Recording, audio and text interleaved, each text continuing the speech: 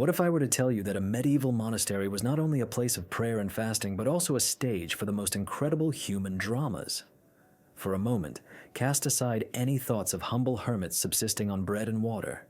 Instead, picture a clandestine feast occurring behind thick walls, where beer flows like a river and delicacies, unattainable even by some feudal lords, grace the tables.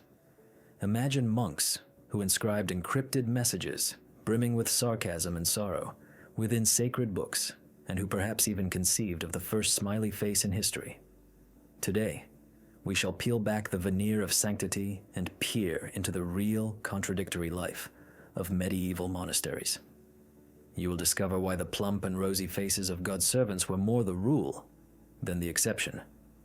We will unveil the secret of the combative rabbits and knights battling snails found in the margins of manuscripts. And finally, we will lift a corner of the veil concealing the nocturnal lives of nuns, exploring what a candle lit in a cell window truly signified, and how the vow of celibacy transformed into a skillful game of rules. Prepare yourselves. Our journey into the world of forbidden pleasures in the Middle Ages is about to begin. Be sure to watch until the very end, so you can piece together all the segments of this extraordinary mosaic. Gluttony, a gastronomic rebellion in the monasteries. Did you know that the life of a medieval monk was far removed from the starved and ascetic existence we often imagine? Upon joining an order, monastery servants took vows, including a pledge to renounce worldly possessions. This was the ideal they aspired to. However, what transpired behind the imposing walls of abbeys proves, once again, that human nature will always discover a loophole. The first aspect to consider is fasting.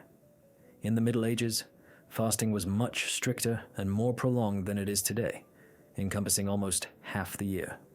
The rules were stringent. The consumption of warm-blooded animal meat, eggs, and dairy products was forbidden. It would seem the diet should have been exceedingly sparse, but it was here that monks displayed remarkable ingenuity. If you have ever examined medieval engravings and miniatures depicting monks, you have undoubtedly noticed a common feature: their physique. There is no question of ascetic slenderness. The majority are portly, robust men with contented expressions. This is because monks did not simply eat, they indulged in gluttony on a grand scale. To comprehend the magnitude, let us examine the diet. The officially permitted Lenten fare consisted of simple foods: vegetables, fruits, a little fish, and of course, bread. But the devil, as they say, is in the details. The bread consumption norm in some monasteries reached 1.5 kilograms per person per day. That is nearly 3 modern loaves. Added to this was an enormous quantity of beer, which was not considered a violation of the fast, but rather was termed liquid bread and served as a significant source of calories. Yet that is not all. Monks became true masters of culinary loopholes. For example, the rule of Saint Benedict prohibited the eating of 4-legged animal meat. But what about poultry? Or beavers, which live in water and possess a scaly tail? They were swiftly classified as fish, and thus, a hearty beaver stew appeared on the table. The same applied to certain waterfowl. Festive days transformed into veritable feasts. Exquisite sweets, expensive spices imported from the East, and even seafood graced the tables.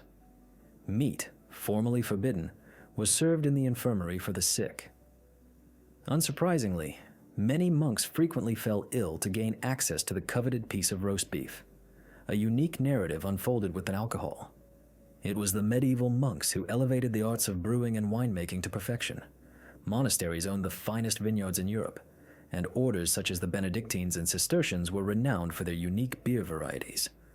Beer not only quenched hunger and thirst, often being safer than water, but was also a vital part of the monastic economy.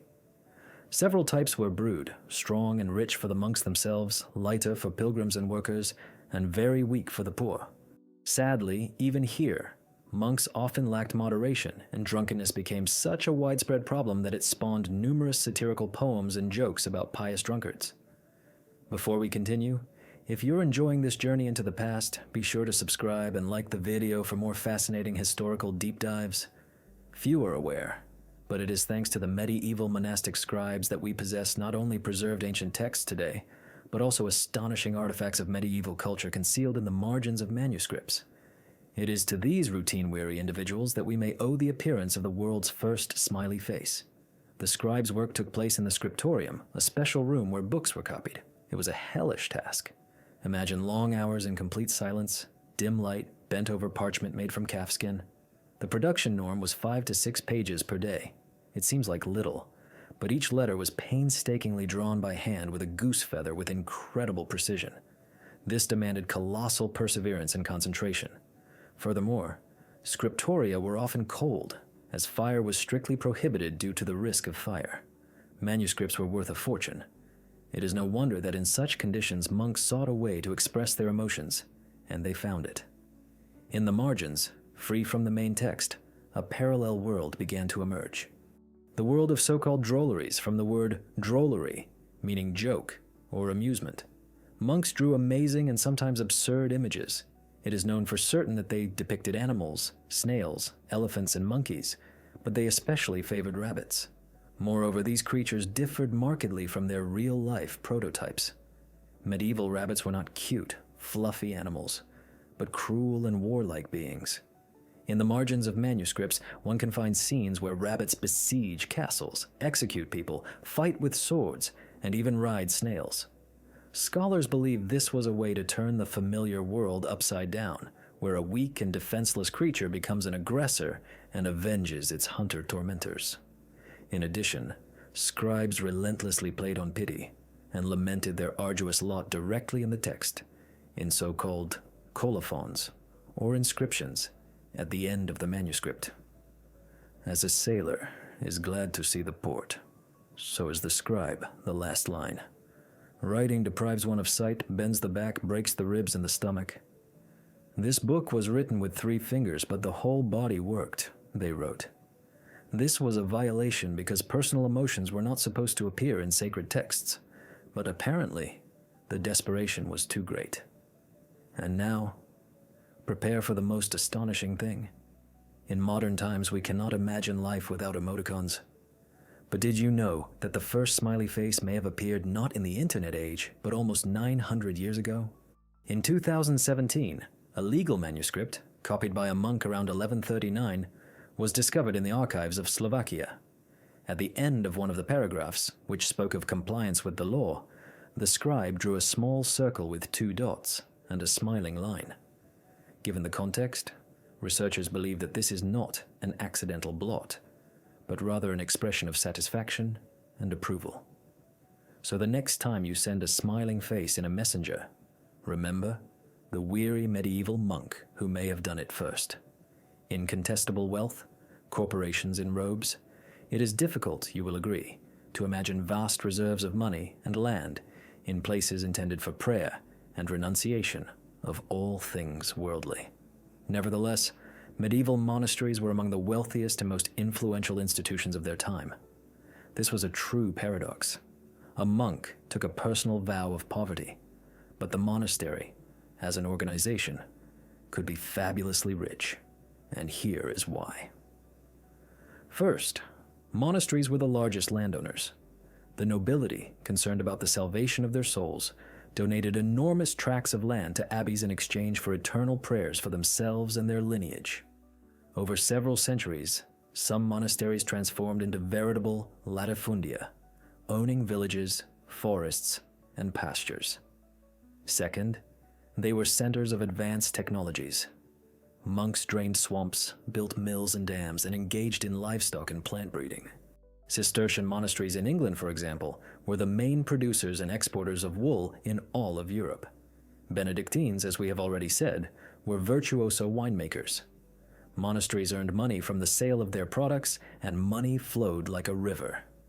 The abbot of a large monastery, in terms of influence and wealth, could rival a count or duke. He was not simply a spiritual leader, but also an effective manager, a feudal lord who controlled land, collected taxes, and could even maintain his own armed detachment. Of course, this vow of poverty, given by each monk upon tonsure, was formally observed. An individual had no personal property. Even his cassock belonged to the order. But in fact, he lived in conditions that many lay people could only dream of. He was fed, clothed, had a roof over his head, and access to medicine and education. Thus, monasteries became a kind of sacred corporation where individual poverty was merely a facade for colossal collective wealth. Forbidden amusements, the secret lives of nuns. One of the most delicate and scandalous topics of medieval monastic life was the relationship between the sexes. Young girls and adult women entering a monastery took a vow of chastity or celibacy, completely dedicating themselves to God. However, even this strictest prohibition was systematically violated. Let us examine how this actually occurred. Officially, the vow of celibacy for all clergy was introduced in the 10th century during the Gregorian Reform, designed to raise the moral character of the Church. And in the second half of the 10th century, laws were issued severely punishing same-sex relationships. But human feelings and desires proved stronger than church canons. It must be understood that women entered monasteries for various reasons, and far from always at the call of the heart. Often these were younger daughters of nobles who lacked a dowry, widows, or simply inconvenient relatives whom the family wanted to remove from sight. Deprived of the right to choose, many of them were not going to give up love and carnal pleasures. And this is where the real game began. Often male and female monasteries were located in close proximity to each other, sometimes literally across the road. This created a constant temptation. With the onset of night, monks devised an entire system of secret signs. The most famous was this: a girl would light a candle and place it on the window of her cell. This was a signal to her monk from the neighboring abbey that the path was clear and she was waiting. Further, everything was arranged with astonishing cunning so as not to formally violate the prohibition. First, the nuns did not remove their clothes during meetings. Second, they slept on separate beds, albeit standing close to each other. This practice allowed them and their partners to assert, with some degree of self-deception, that no sin as such was occurring. The most astonishing thing is that one of the older nuns could be present in the meeting room as an observer. But in fact, she was an accomplice, providing cover. With the onset of dusk, something that seems unreal today took place. Young and not so young nuns and monks found solace in each other's arms. Of course, this led to scandals, secret pregnancies, and constant inspections by bishops. It was in this era, as a reaction to the prevalence of sin, that so-called Magdalene houses began to appear at monasteries.